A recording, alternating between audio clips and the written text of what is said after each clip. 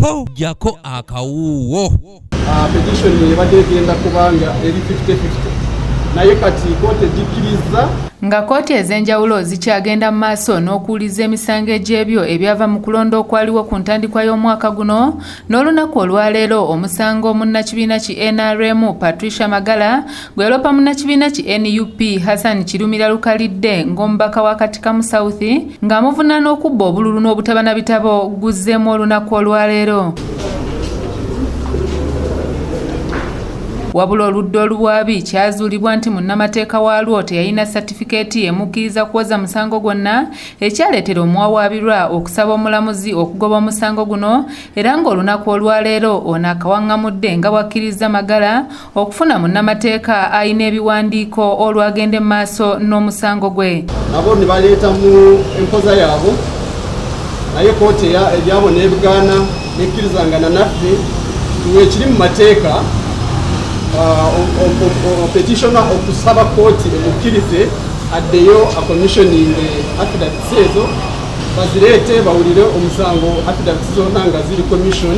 Munnamateeka wa Patricia Magala Julius Tulinawe ategeeza nti kino kibawadde essuubi ng'omusango gwabwe kati gwa kutambula nga bwe wasuubira.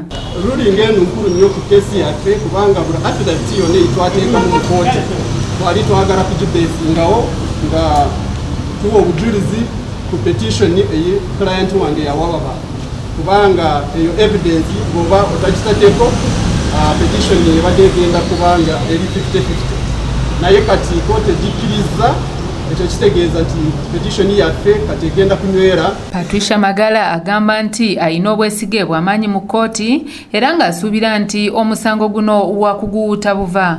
Kubanga bw'oba okuddeyo n'ogenda ku mbuga z'amateeka okulamula oba n'okulongoosa ekyabadde tekyatambula bulungi kiba kirungi ng'omusango basadde ate nga gukkiriziganya naawe. N'olwekyo nsiima Mukama Katonda, nsiima omulamuzi. Wabula n'omubaka Kirumira Hassan Lukalidde agamba nti Magala ne bw'aneekwata ku bisuubirwa kumeggebwa nga bino byonna byakola byakumumalira budde. Obufu bwe bumu ne batandika olutagala nga bakimanyi nti omusango gwabwe mukyafu. Yabasaba kooti ebakkirize bagende batereeze obukyafu.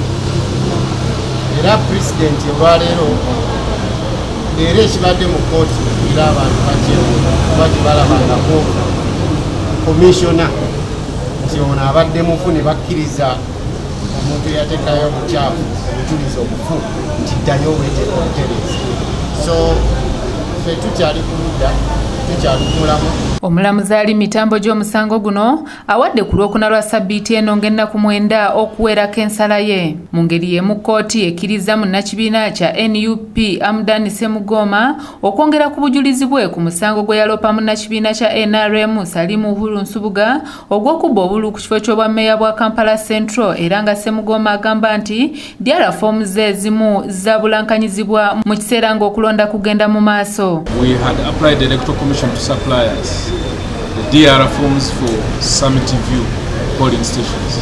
The Electoral Commission has not yet supplied those affidavits.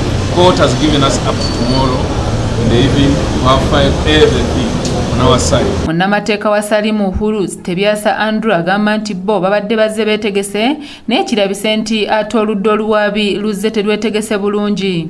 Twazze nga tuli beeteefuteefu atooza nti kijja kugenda mu maaso naye tekisobose kubanga bannaffe ab'oludda oluwaaba balabika nga tebanakweteekateeka bulungi beetaaga akadde bagende baleete obujulizi obulala bwe bagala okuteeka mu kooti. Amdan Ssemugoma agamba nti kooti keemukkiriza okwongera ku bujulizi bwe ensolo ku kizigo kweri era nga Salimu Uhuru ekifo kino waakukivaamu. Bw'atukkiriza okuleeta obujulizi obubadde bubulayo okulumika Salimu Uhuru engeri gye yafuna obuwanguzi mu makwetu.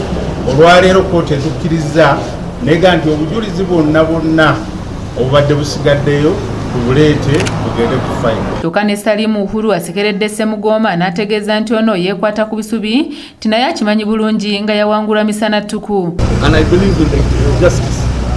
Neesigadde empola eno era nebaza Katonda tuli wano. Nze ninze mulinze omuganda agamba bomegatoluma ningenda kulumira ddala.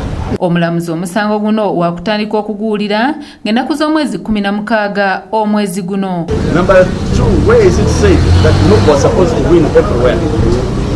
3, let them go to the people who voted for me.